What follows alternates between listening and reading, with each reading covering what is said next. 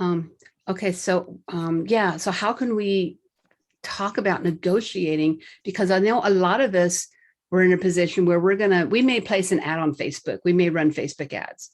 I don't think Facebook negotiates. No. I don't think they do. So I'm like, Nope. this is interesting. How to do this. Blogs, So like smaller scale advertising where you're reaching out to like a company or a promoter or like an influencer or something like that. yeah, something like that. Yeah. You know, because we do, you know, people like us have businesses like us. We do better when we have the joint venture partnership with somebody that can refer us or send people to our way. And so and it's usually an affiliate, like they get paid an affiliate fee for referring people to us, that kind of a thing. Yeah.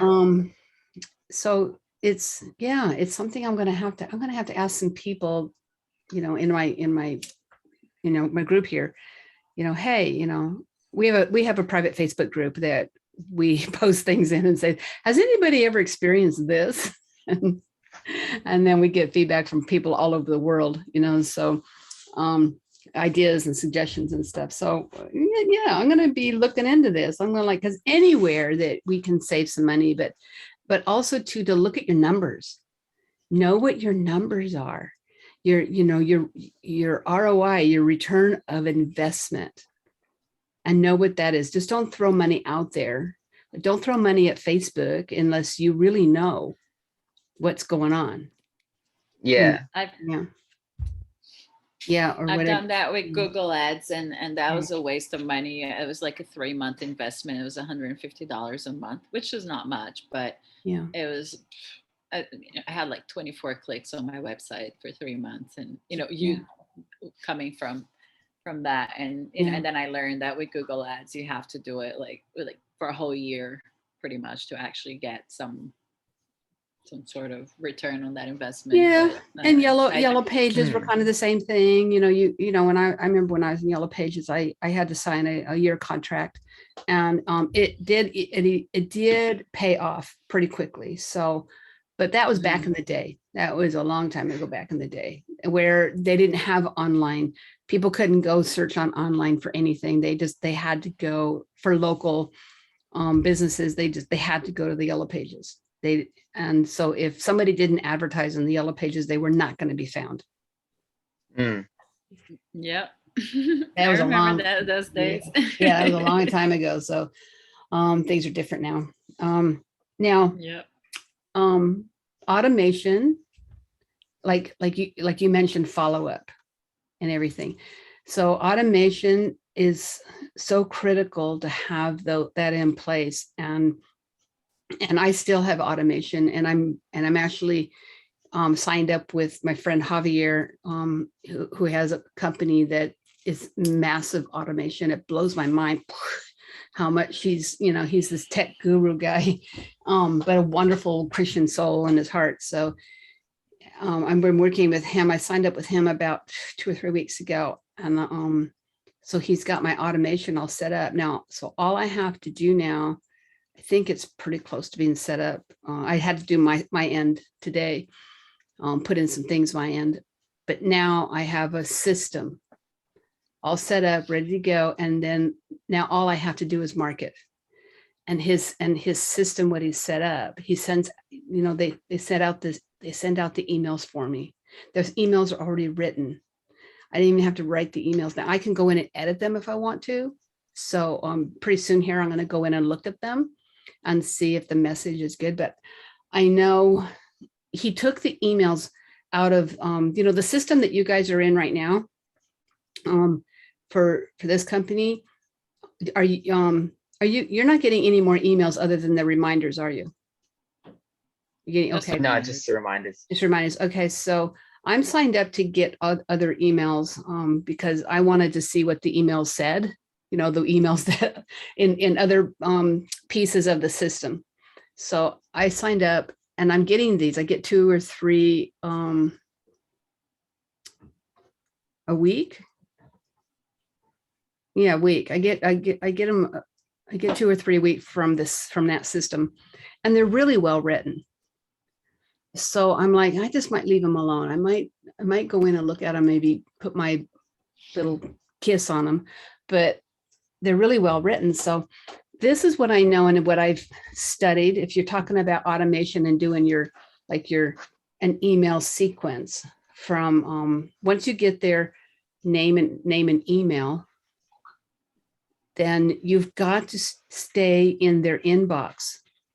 So how do you do it without bugging them? That's the big issue. So you've got to write these emails that they want to get. And a good way to write these emails is, number one, always have a little spicy fun. Have some fun. Surprise, I call it surprise and delight. And you can start it with, I always start everything with a little story. And the little story can start with, I use a few little tips and tricks when my brain is like, okay, I can't write a story right now. But I started out with a small little statement that says, I say, yesterday, this happened to me. Yesterday. Or can you imagine that, oh my gosh, my neighbor, just keep going on in the story.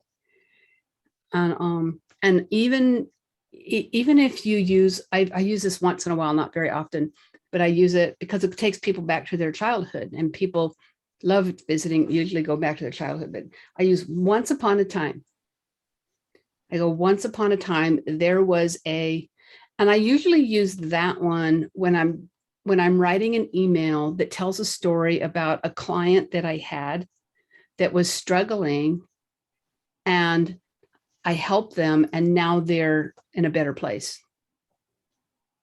So I said, once upon a time, I met this wonderful, beautiful woman of a soul. She's beautiful, but she was really struggling and hurting. And you just kind of like, the reason why you write like this is to take people on an emotional roller coaster. People are addicted to emotional roller coasters. And when you can put those in your email, they can't wait to get your next email. And the general rule of thought is you've got to send, depending on how, you got to send them an email, if not once a day, every 3 days. And it doesn't have to be a really long one. You can send them send them a famous quote, an inspirational quote. Send them on, I'm on, who Seth Godin is? He's an author, and he also teaches business to people. He's written some books. He writes books, but he writes really short and sweet little books that are story based. So I'm on his email list because I think it's fascinating that, not all his emails are this way, because sometimes he's writing about business or he's trying to plug his business to sell or something, but most of them, they're very insightful. And this man he's very soulful. And I go, I wonder what he's thinking today. He writes one every single day. I wonder, I'm going to open an email and I'm going to check him out. What's he thinking today? What did he write today? Sometimes he talks about, as if he's sitting on the banks of a river or a lake or something. And he talks about the water lapping on the rocks. And how he finishes up, it gets you really in thinking about the metaphor that's behind that, because that's the path he leads you on, is a metaphor. So it's not like you're always, see, the thing is, when we're reading other people's emails, we're reading a sales email, aren't we? And that's what's annoying.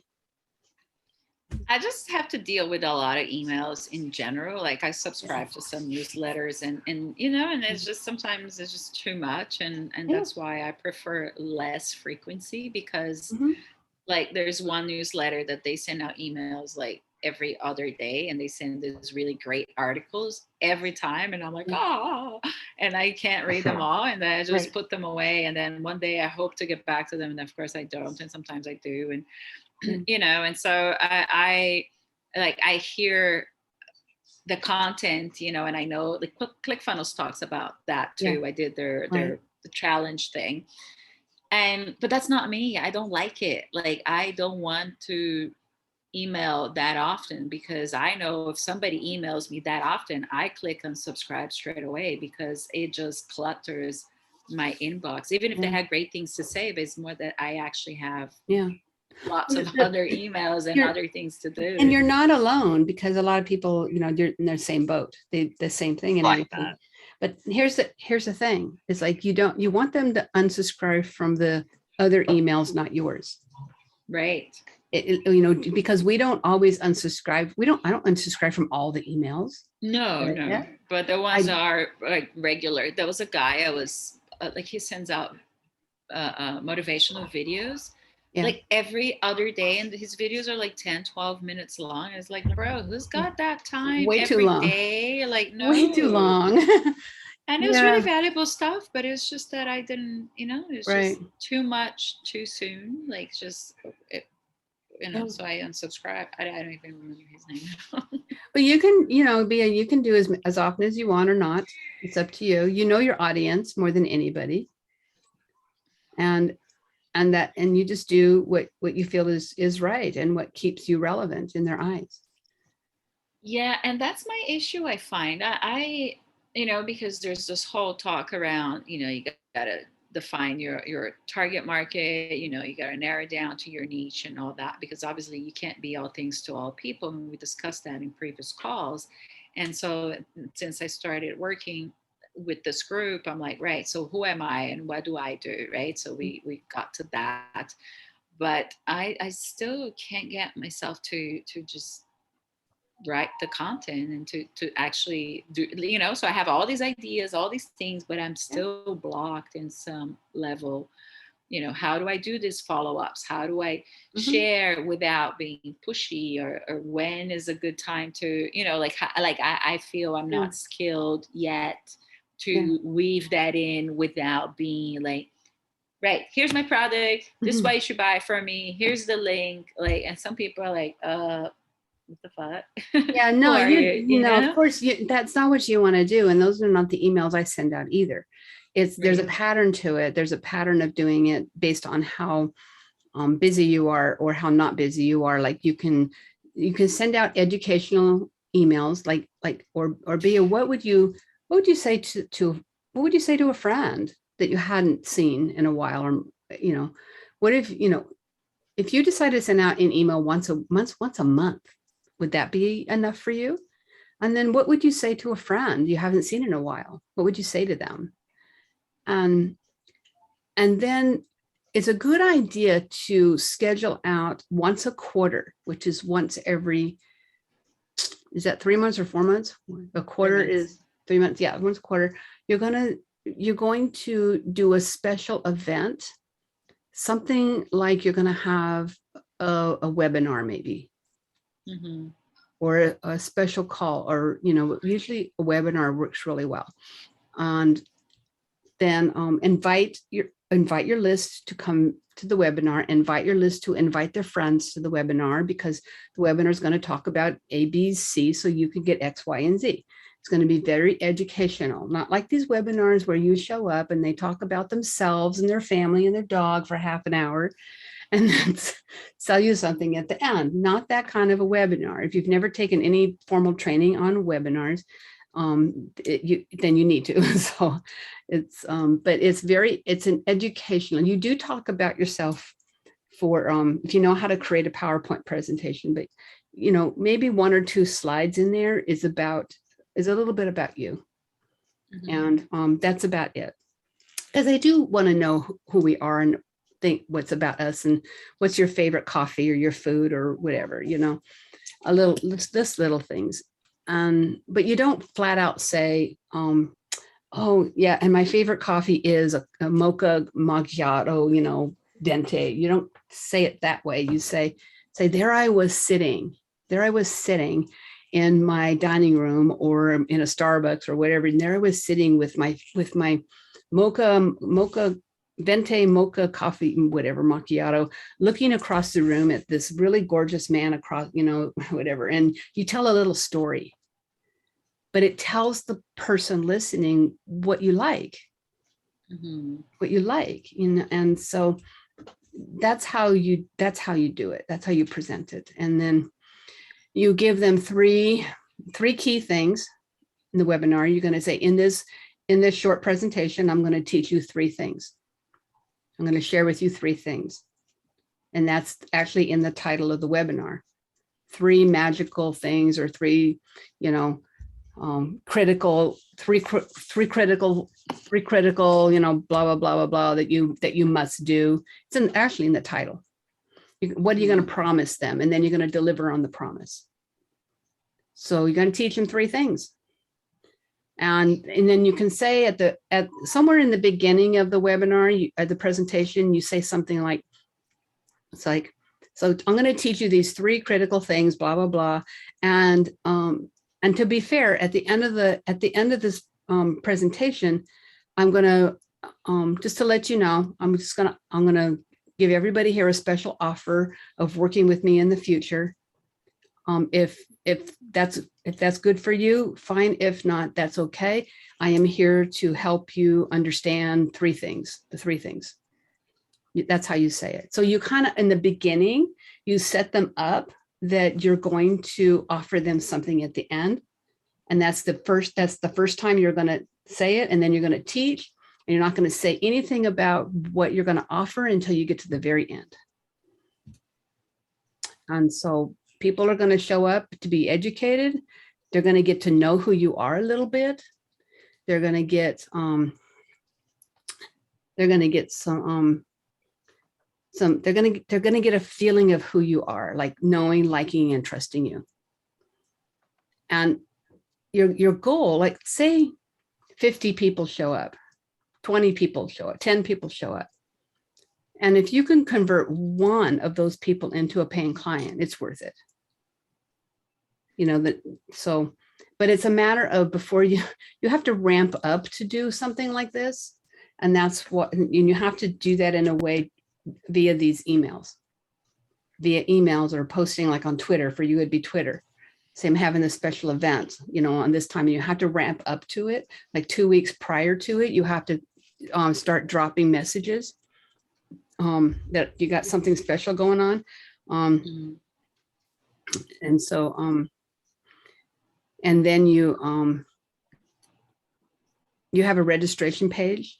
You have a landing page where people can go to register. And then you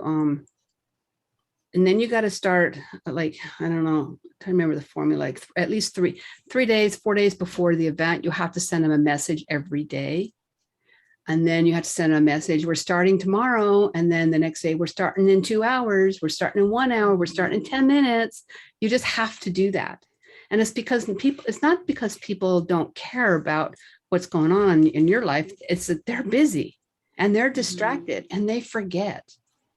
And I'm like, thank you for the reminder. That's what most people out there are saying right now. Oh my gosh, I'm so glad I got a reminder. And you have all that set up to be automated so that you don't have to sit there and do it. Well, and then, you got to set the automation first, and that's yes, you do the automation first, and then after you do it, then you've got the follow-up, because this is what I know. I've had training in this, and this is what I know. Most people will sign up in the follow-up. They won't sign up immediately. You'll get a few people to sign up immediately because you're going to give a special bonus, a special price, or a special bonus material if they sign up before the end of your call. And you stay on the call until the last person leaves for Q&A. So you can plan the webinar to be 45 minutes to an hour, and then it could be another 30 minutes afterwards to stay on the call to answer. So I'm going to stay on the call and answer anybody's questions and that you have, and whoever signs up before the end of the call will get the special bonus. And the bonus has got to be something they really want. So, and then you got to follow up. You got to follow up and go. Now, there's a caveat. There's the general rule of thumb is people will say, will this be recorded so I can listen to the recording? Now, You can choose to record it. Some people say, go ahead and record it and offer it to them afterwards. Some people say, do not record it, do not offer a recording, because you want them to show up. So you got to decide what's best for you, what you want to do with it. And there's two sides of the, two sides that agree to one or the other. So, but you can do an encore presentation. You can do an encore, say a week later, 2 weeks later, 4 days later. You do an encore presentation. There's so many people interested in it and that couldn't make it to the call. So I'm offering to do it again. And Yeah. do encore. Yeah, I was running workshops last year. This year I haven't run that many for different reasons, but because now the course is ready and the landing page is ready, everything, like, the sign up page, everything is good to go. Now it's like, right, so I can't just go here, take this. Some people have already been to my workshop. So every person in my list, they have either worked with me at a workshop or they've come to my website. So it's not like they're just random people. Yeah. But I thought, okay, I want to do that, but also it goes back to what to write in these emails. And I know I am terrible with the follow-up, and I know I hear this all the time, you got to follow up, and I'm like, yeah. And because I didn't have the automation sorted until recently, so now I know how to do it. But for me, it goes back to the saying, how to approach this with heart and not just dump the speech on people. Like, I'm part of some business groups on Facebook, and and people talk about these things all the time, and how like all the marketing tactics that supposedly work, people are onto it, especially conscious people are onto it, and they're just like, this is just yuck. It feels really gross. Yes. You have to be careful. You have to be careful not to do the yuck factor. Right. So and so I just look at it as hey, I'm reaching out to say hi. Hey, what's going on in your life today? What's really working too, besides email, because email's notorious, our email inboxes are getting smarter and smarter to prevent the good messages from coming through. So what works really well, I don't know what email provider you use, but I know my Active Campaign, actually, it has will send out text messages if I pay extra for that. So to sign up and have texts go out periodically, so that, especially if you want them to respond to something, just a short, sweet little text. So because people nowadays, they're on their phone, and texting gets 93% more response than an email ever will. That's true, but I don't think that will work for the kind of work I do. Yeah, it may not. Private, their number and even their name, so that I'm lucky to get an email. You're right. Yeah. And that's very true for all of us. They don't want to give their, they don't want to give their name or anything.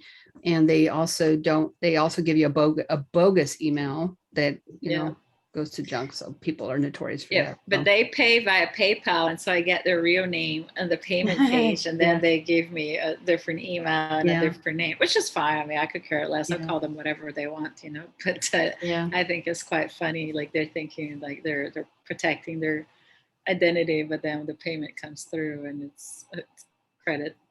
Yeah. And, and here's the other thing too. We all have to do this, and we all have to innovate. We all have to give our clients that, that have signed up with it, or maybe they're sitting on the edge, or they're just kind of like silently watching in the background to see what we're doing. And if we just keep innovating and giving them a new research has come out that does the X, Y, and Z, new research or new something has come out, and I want to share it with you. That's innovating, or something that you realized yourself. There's lots of times, I'm walking my dog and everything like that, and I realized something new because a client said something to me, and I go, oh, I wonder, wow, that's insightful. And if I'm wondering it, then I'm sure my my people are too. So yeah, constantly innovating, coming up with new things that are delightful and everything. And just, the whole thing is just keep in front of them. Don't disappear. And whether it's once a month or whatever it is, and keep that automation going. It's like my automation's getting ready to gear up after the first year. I'm gonna once a week, I'm gonna do a webinar. And then my calendar is going to be open for people to book a call with me where I'm going to interview them and ask them questions. I'm doing market research, and I'm going to interview people for a book that I'm writing. So I'm going to have my calendar open for them to book that call. And then there's a third one that I'm going to do where I'm going to do a business, what's it called? It's a business.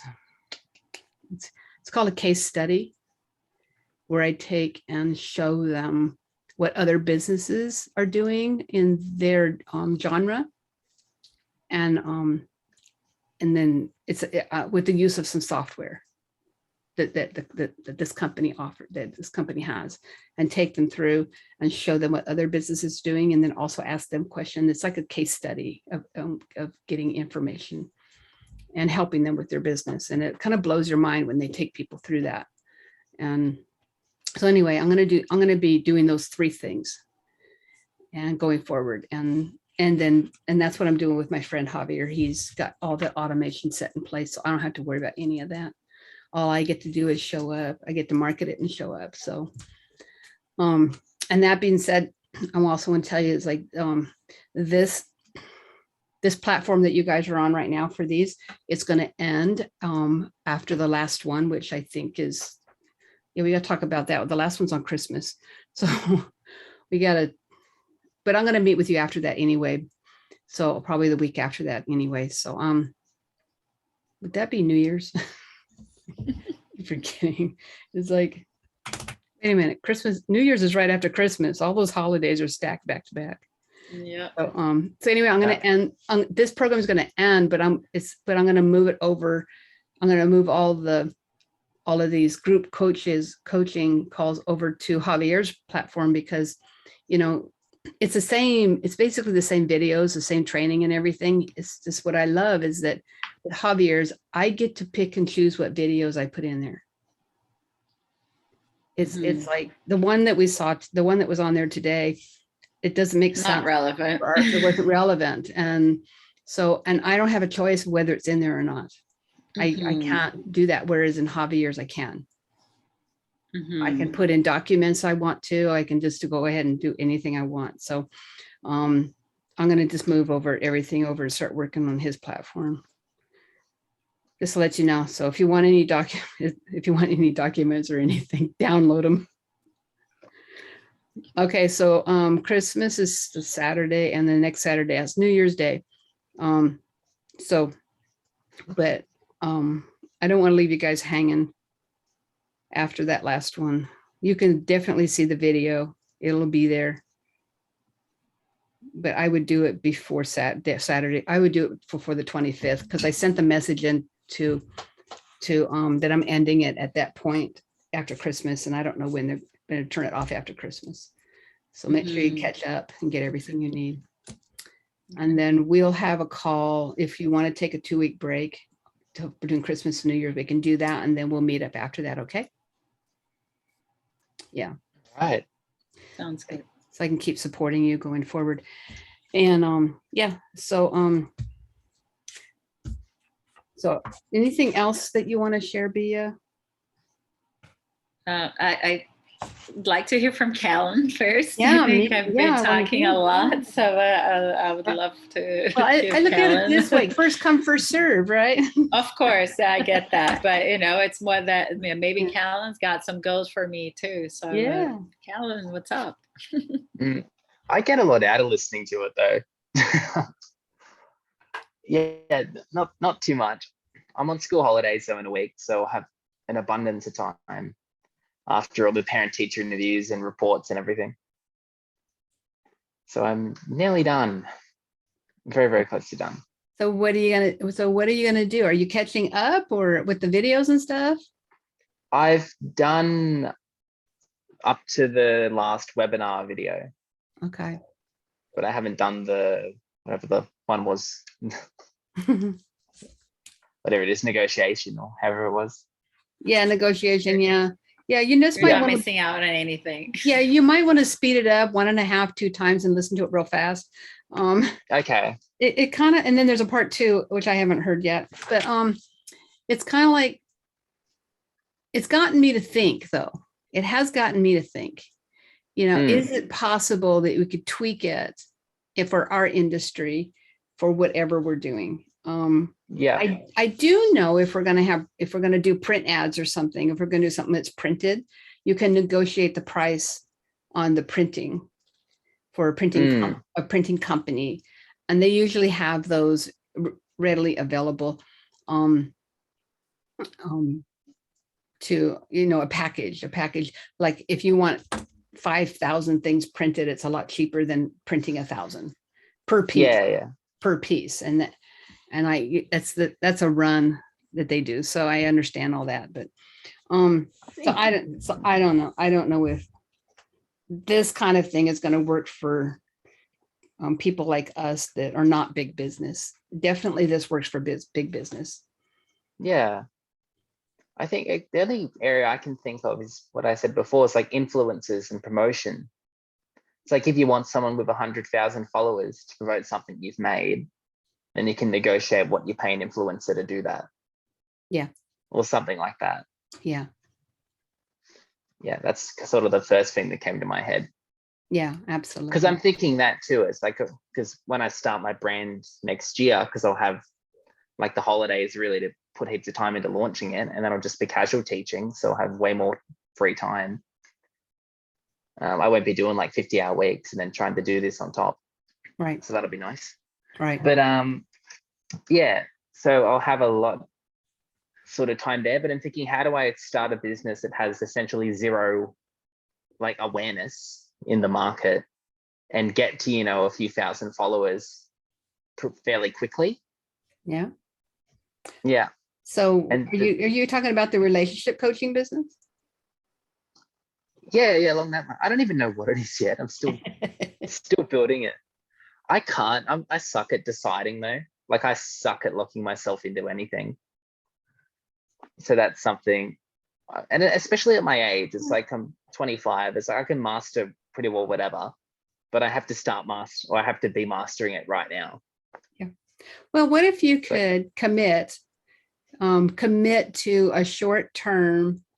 You're going to do it for a short amount of time. You're going to do it for 6 months. You're going to do this one thing for 6 months. Mm-hmm. And then this is the thing though, it's like once you decide when you're going to do it and everything, then you've got to hit the ground running. You got to ramp up fast, hit the ground running, go out and have your fun that you want to have with it, make the money you're going to have with it before you end in 6 months. Does that make sense? Yeah. Yep. And the best way to do that is get a joint venture partner. I actually call them power partners. Mm-hmm. and hook up with them and do a webinar together. Okay. Yeah. So you're tapping in, they're marketing, advertising you, because everybody that signs up with you, you're going to give them a percentage of the pay. Yeah. Percentage of who signs up. And so they're going to work their butt off for you to get as many people in there as possible. And then you've got some network of friends, don't you? Of people out there that will also market it for you, don't you? Sort of. It's been very hard over the last couple of years. I basically put the last 3 years aside to set myself up. So now I can make 70, 80 grand working 20-hour weeks, which leaves me heaps of time to do other things. Right, exactly. But I wanted that security. And it's flexible, so I can travel when I want, which was a big one for me. I sort of just wanted freedom. So yeah. Well, I think we all kind of want that. Yeah. Which now I have relative freedom. Yeah. Like far more freedom than I've ever had. So now it's going, okay, what do I do? And I'm saying, And I'm going, do I become a coach? Do I become a musician? Do I become a what? Because they're the two I'm weighing between at the moment. It's like, do I be a coach or a musician? And it's not even about money. It's got nothing to do with money. It's about lifestyle. It's what do I want to do? How do I want to live? Yeah. We mostly, Yeah. I think most of us want to be fulfilled.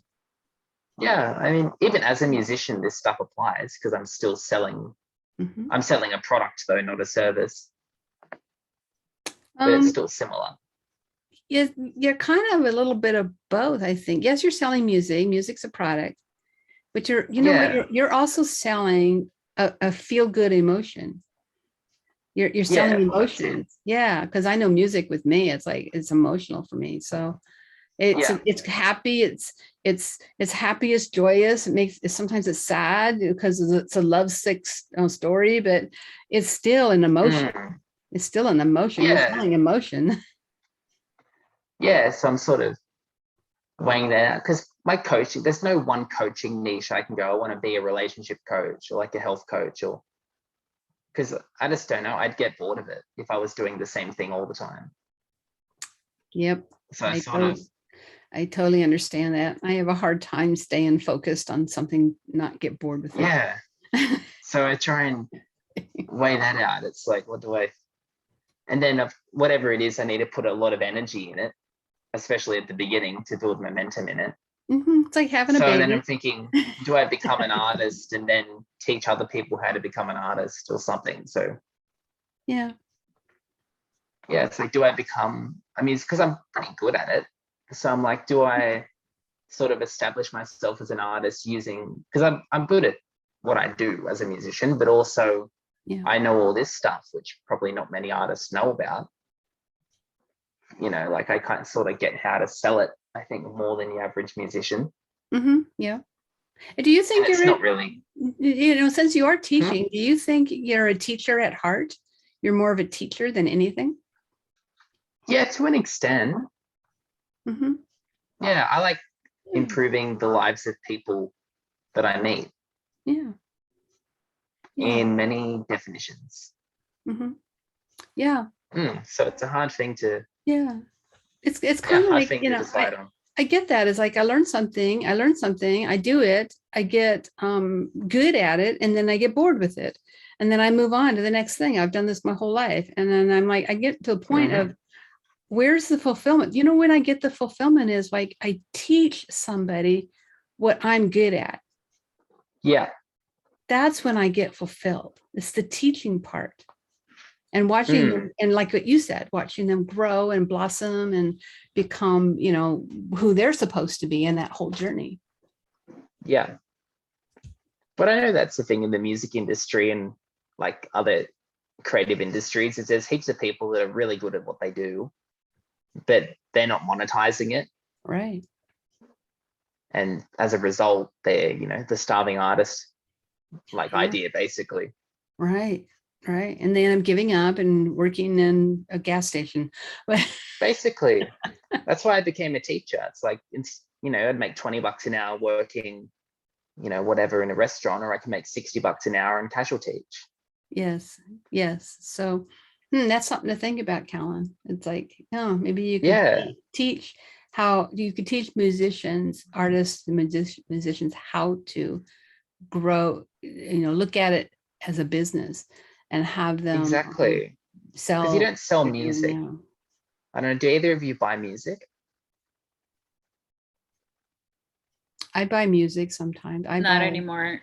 Yeah. I got Spotify. I do. Yeah, exactly. So it's like you're not selling your music anymore. Once in a while, I'll buy. I'll go on Apple and purchase a song, but not albums anymore. I'm just. But my husband.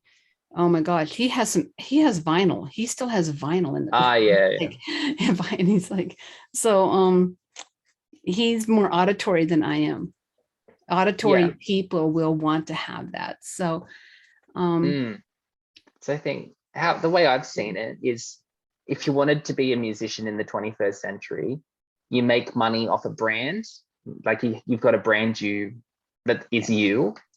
You've got affiliates, so you might endorse different things. Yes. But it's more the stuff around it. It's not the actual sale of your music. It's like having a Patreon or something like that, having a course, having, doing interviews, doing gigs. Mhm. It's more what surrounds your music than the actual music, where you make money. Mhm. That's I how I'm watch it. sort I of watch seeing it. American Idol all the time. I think it's fascinating, and they have people on there that come to audition. I remember this one kid came on one time, and he sang. He created and wrote a jingle. Okay. A jingle. And what he did for a living is to write jingles for companies and Yeah. businesses. So he came in and he wrote a jingle for all the American Idol judges and all the kind of stuff. That was his audition. And it was Oh, yeah. wonderful. It was very entertaining, but they said, you're a jingle writer. That's not an American Idol thing. Yeah. So he didn't go for any further, but he was very good and very entertaining in the genre that he chose to do. He was very talented in that. So he was making a boatload of money writing jingles. Yeah. Yeah. Yeah. So, So yeah. that's the decision I'm making at the moment. It's like, do I go full hard into coach? Do I go full hard into music? Mhm. Do I splice them together somehow?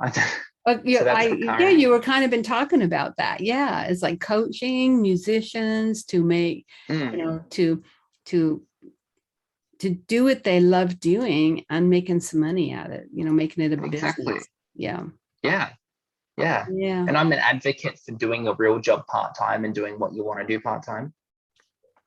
Like when you can do what you want to do full-time, that's great. But like, again, because I'm a minimalist, it's like I can work, 25 hours a week doing something like casual teaching, which I like doing. Like, it's not like it's a boring job. It's actually enjoyable. Yeah. And then I can spend 25 hours a week doing something I want to do, but it doesn't even matter because the money, like my financial needs are well and truly met Mhm. by the real job. That's right. Quote unquote real job. Yep, that's right. So I'm a massive advocate for that. Yes. And I think so many people can do that. Like, Mm-hmm. Yeah. because you can. Yeah. Teaching a balance. You're a master at balancing that, and you can teach that. Yeah. And I think whatever you do, it doesn't matter how much you love it, there's going to be days where it feels like it's work and you're not going to want to do it. Because if you're doing it every day, if that's like, you wake up every day and you're a relationship coach, there's going to be a day where you wake up and you're like, fuck, I don't want to do that. And then there'll be other days. I get that. Yeah. I get that. It's like, but it's usually when I'm very tired. Yeah. Like Bia right now is very tired. It's just when I've expended myself to a point of I have nothing left to give, and now I have to go on a coaching call. But I immensely enjoy them. So regardless of how tired I am, I will perk up in a minute or two and make it happen. But it's that couple of minutes before that. It's like, dang, gotta go get on the call. Because what I'd want to do with coaching, I don't see anyone doing it. I have no idea how to sell it. It's more academic the way I'm coming at it. It's like, what's the recipe for a good life and trying to figure that out. But it's like, how do I sell that? I don't know how to sell that. No one's Googling that. No, but people are Googling. They are Googling what the specific words that they're struggling with. And you have the answer. You have the answer to their struggle. So you just have to attach those popular words they're Googling to your process. Yeah. Because I've wanted to figure out, like, every year I go into down a new tangent. Like 2019 was probably 2019 especially was relationships and like networking, and I went way into that. Not even from the component of improving my own, because I like the people in my life, but how do you do it? Just asking that hypothetical question, like, what does it look like to have a bunch of cool people in your life? And then this year I went down finance and learned how to like invest and, bought a house in an area where it's grown considerably and made a bank off cryptocurrency and all these other things just from learning that. And it's like, okay, there's another little nugget.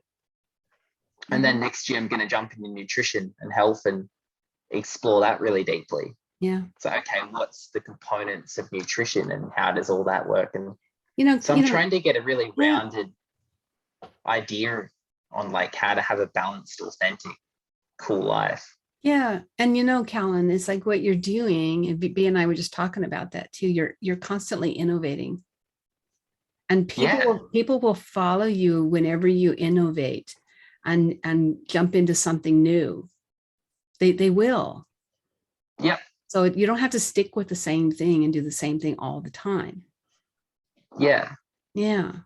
Because That's I'm putting all these pieces together yeah. into like an integral model I've never seen a model that's better than what I'm making. Yeah. So I believe in it. Exactly. But it's really, really bloody complicated.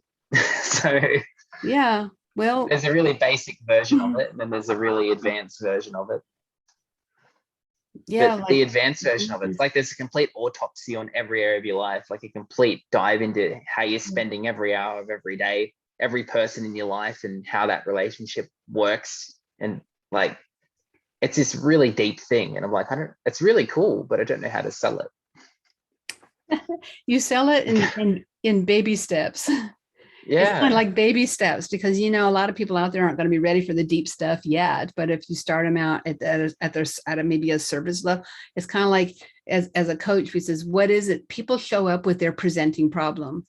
The presenting problem is, I am really angry at my wife. I'm really angry at my children. Well, that's not the problem. That's just the presenting problem.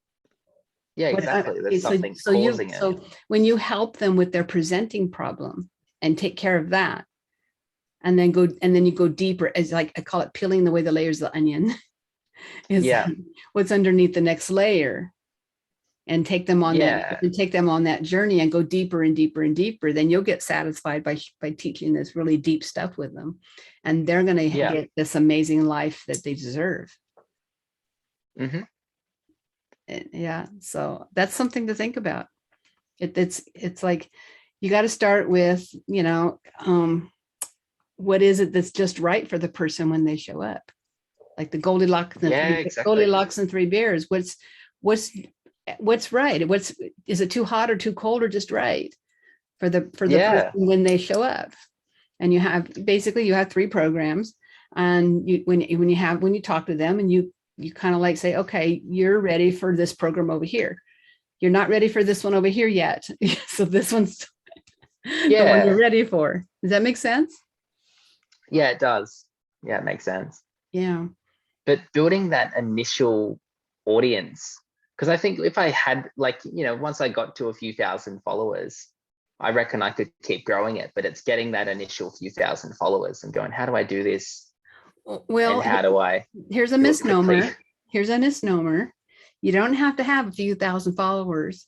You only have to have a handful of really good, loyal ones. Yeah. Yeah. Because really, if you had a few thousand, you'd only have a few hundred of those thousands that are your top producers. Yeah. It's an 80-20 rule. Yeah. 20% of your list or your people will work for you, with you 80% of the time, and your money and everything. It's an 80-20 rule. The others are just hanging on. True. The others are just hanging on. It's like, yeah, okay. So yes, so you don't. My list is not very big, but I think I have 300 people on my list. And I've been at this for years and years. People come, people go. The thing with followers is that it's like an ego trip. It's really not about the numbers. It's about the quality of the people. Mm-hmm. And it's exactly what Johnny said. Like I have about 600 people in my list, and the people that buy from me are exactly that, the same people. Like my course, the people that sign up for the first course, they sign up the second course, and then I put a lifetime access promo for them, and then they bought that too, and they show up to all my live calls, and and that list is only 37 people. And these people keep showing up again, as in the course list, right? So the other list is about 600. But out of the 600, 37 are like my core list. And that's the one that I keep nurturing, even though it brings me a few $100s every month. It's not a lot, but it's better than nothing. And the other list, I'm like, Yeah. you know, I'm still working it. Hey, Jenny. Yeah. Yeah. And maybe maybe you can warm them up a little bit, you know, here and there, and get someone That's to the jump on the, intention. yeah. And sometimes it takes them a year or so before they're ready. For You sure. know, it's nurturing them though. It's like sending them maybe once a month, a little blog or something, you know, keep them warm. Yeah. Yeah. Yeah. We figure out what I'm going to do. How to do it. Yeah. But I don't know. I don't know if that's normal for where I am in my life though, to be I think trialing it, because I've done it for like 5 years. I've just tried and done so many different things. yeah, I think you're just in the season of your life, you know, the age bracket that you're in, and you're doing, you know, a lot of things kind of fell in your lap and you took it and ran with it. It felt good to you and you did it. And I think you got your head screwed on straight. I'm And getting there. yeah. And I think you deeply think seriously about things before you do it. That's what I get that impression. And then I try. you have a good heart and you take care of people and it all works out well for you. So it's just, I think also too at your age, it's because I know a lot of young men and women your age that are not ready to commit to anything. You're not ready to commit to a relationship and you're not ready to commit to a business or a job. You'll bounce around. Yeah. You'll bounce around a lot. 39 years. Yeah. And it's just the phase of life you're in, and you're going to be there until you're ready to get out of it. Yep, I think so. I think I discovered spirituality about 4 or 5 years ago too, which literally tipped everything on its head. It'll do that. which it did. Like I get to points now when I'll meditate. I'll just have like a spiritual day and I'll sit down and meditate for, a few hours. And I'll just be like, why the fuck do I do anything? This is better than anything material I could go and do. So yes, I get those moments too. But I'm more blissed out here than if I won the lottery. Like, what do I? Well, yeah, we can't take meditation to the bank, can we? So, no. Well, you could. If you're running a retreat, you definitely can. Yes. That's a different, I mean, people are doing it. Yes. It's a full spin out. Like once I do turn off the voice in my head. And so I'm pretty content just sitting here. Like I've got food, I've got shelter, I've got like cool friends. So everything gets stripped way back. But this year's been different though, because at the moment I'm in a town with about 2,000 people in like the middle, like towards Western New South Wales, like about 2 hours from the desert. Teaching out here, like living in, it's, this is where I'm living. It's not the best joint in the world. Really cheap rent because I wanted to buy a house, but like living way, way below my means. But I think I spent like $400 a month or something, like, or probably more than that. That's everything else. Probably with rent, probably just over, probably between $1,000 and $1,500 a month is what I spend. And I'm this year between investments and teaching, I've made about 150K. So like way, way below my means. Yeah. Yeah. But you know what? It's like, it's like what you said. It's enough. It's enough for now. Yeah, it gets the job done. Yeah. Very practical. Yeah. Well, I do it when I travel too. I go real minimalist because when I was in like my late teens, I basically would busk a little bit just when I was traveling to keep traveling. Yeah. Or work in hostels or just different things. Yeah. And it always, like the universe sort of always provided me enough to get to where I was going. Mm-hmm. Yeah. It's a wonderful, blessed life to have that. I know when I relax, when I relax and say, you know what, it's, I may not be making a lot of money right now, but I have everything I need. I have an abundance. My husband makes sure that, everything's taken care of. And so I pretty much get to do what I want to do. I still have to bring money in though, because it's very expensive to live here. So, yeah. But yeah, it's, when like we have too much. We have too stuff. We have too much stuff. We spent all Mm. day today getting our Christmas decorations out from storage and everything. And Right. so we had to do some digging. But you know what? This is the first year we've been together 11 years. It's our first year that we actually could find everything, because I spent months earlier this year. I spent months with another friend, two of the people that helped me organize and clean up my whole storage area. And we organized and we repacked and we moved things around. And I just kept saying, my husband keeps wanting to move across the country. And he says, oh, it doesn't matter where you put the Christmas stuff. We'll be gone before then, And I go, yeah, right. So I put all the Christmas stuff under the stairs. Almost all of it went under the stairs so we could easily get hold of it. Except for That keeps it easy. the Christmas lights were buried. But other than that, I'm like, it's all here. It's all here. So we got virtually everything unpacked and put up today because we could find it. That makes it easy. I love is. minimalism. And it's being organized with the stuff you have, so that you don't have to waste time and energy scrounging around and digging it up. He doesn't have that ability to do that. And so, but it drives me nuts when I keep tripping over things. I go out to the garage and I keep tripping over shit that he left around. Fair enough. So we're totally opposite. I throw I'm things gonna out. love you and leave you. I am falling asleep. You are, I'm still Bea. adjusting to my new time zone. So for me, it's almost midnight, even though I'm in the East Coast right now. Yeah. So thank you very much for All good. for the call and for sharing. And I will reach out to you, Johnny, to the next few days to get these emails thing going. And wonderful, lovely. Yeah. Thank you. Look forward to it. Thank you, Bea. All right, guys. Have a good day. Good night. Good night. See you later. Yeah. Rightio. Yeah.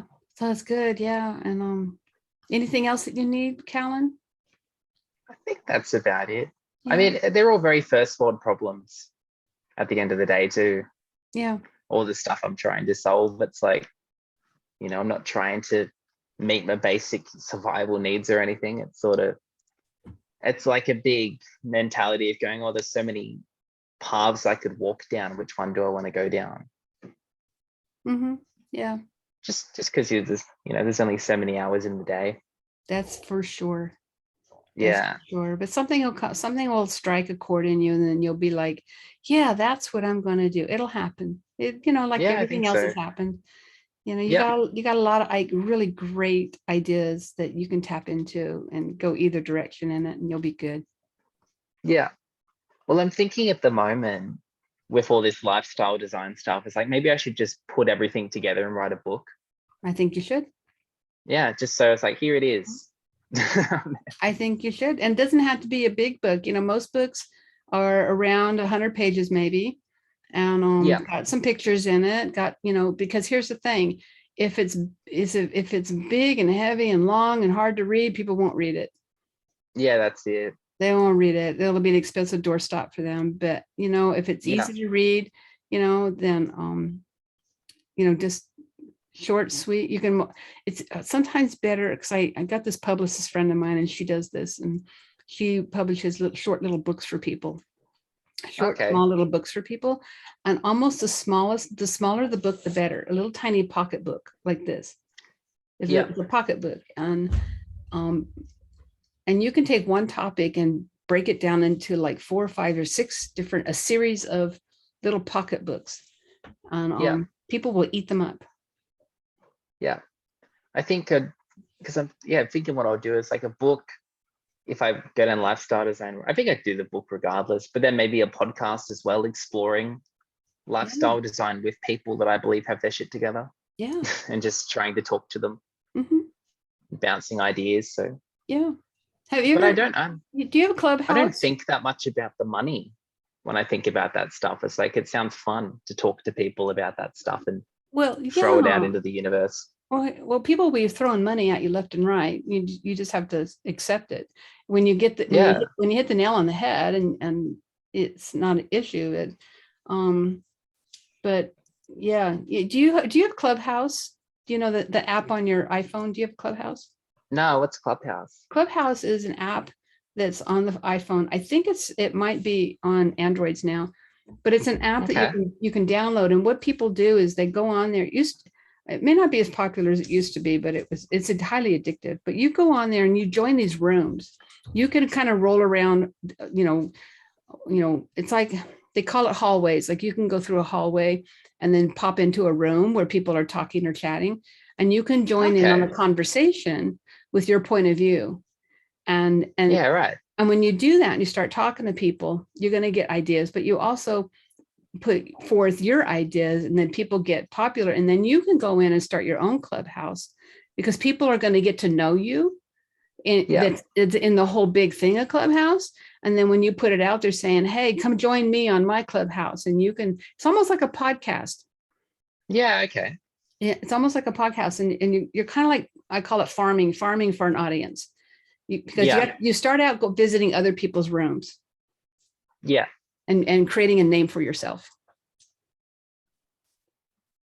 Okay. Yeah, so I have the instructions somewhere. I was on it for a little bit myself with a friend, and there's some gal put out the tidbits of Clubhouse, or the instructions, but I think you can probably Google it and find, hey, what's Clubhouse all about, and Yeah. what do these mean, and everything. So and figure it out and just go have fun with it. Oh, that sounds interesting. Yeah. I'll be out of this little bubble I'm in soon. I'll be back in a city.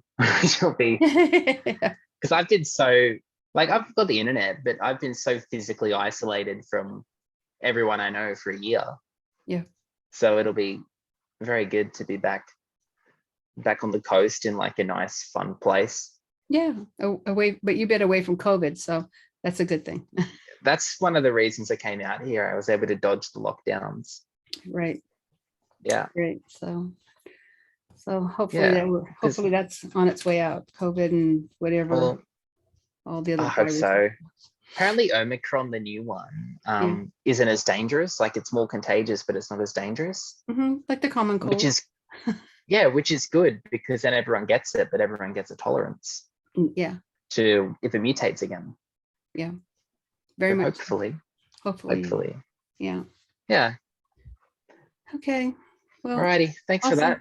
Great. Always seeing you interesting. again. Yeah. Great I seeing feel you like again, I'm Kellen. at a far earlier stage than like Luke and Bear and Nick, but I'm, chipping away, figuring out. Yeah. Well, what I'm gonna do. You're still in a great place. You're still in the great place. Because I'm happy that I'm doing what I'm doing now. That like I'm in a place in my life now where I can make that probably lowballing like 70,000 a year, and I have 4 months a year. I can do literally anything. Yeah. Because I wanted to be able to travel, so I can actually take a term off of school. Yeah. And then our Christmas holidays is 6 weeks. So I've got a nice little 18-week window each year where I can just travel or go anywhere and do anything. Well, see, there you go. Yeah, that was the reward for the 3 years, and a house that I was able to buy here, because I don't know if it's the same in the States. It probably is, but it's hard to get a mortgage if you're running a business. Yeah, it is. So I leveraged being on a salary this year to buy an investment property. Mm-hmm. Yeah, so that's good. It is. And then I'm house hacking, so I've got friends living with me when I move back. There you go. You got to working out. We got it working for you, Callan. I'll get there. Okay. I'm having fun, so that's the main thing. Yeah, it's a good life. You got a good life. Yeah, I have fun ideas to share, so I'll keep sharing them. That's why I suggested Clubhouse. You can go in and share your ideas. And all right, I'll have a look at it. Have fun. Yeah, I'm gonna have a heap of free time in about 5 days. I'll have 6 weeks of nothing with teaching, so okay, good. I'll be able to really bury myself in and figure out what I'm doing. Okay. Sounds like a plan. Fully. All right. I'll let you go. Thanks. I'll let you go, Callan. I'll talk to you later. Okay. Talk to you later next week. See ya. See ya. Bye.